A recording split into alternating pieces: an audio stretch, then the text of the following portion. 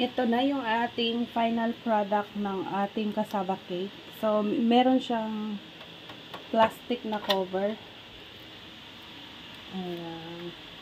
Nakakabili ng ganito kalaking size ng aluminum tray ng 5 peraso for 125 pesos. So, okay lang. Mas mahal talaga kapag maliit ang ating nilalagyan. Pero pagka malaki ay makakabawi rin tayo sa ating kikitain nun.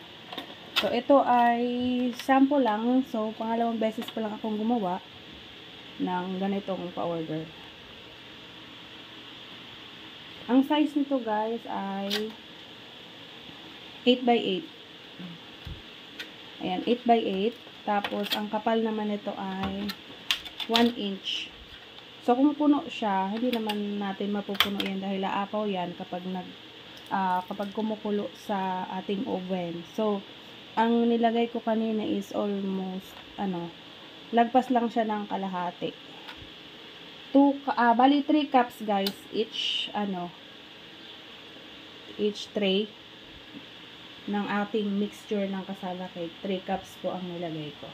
So, yun po ang aking cassava cake.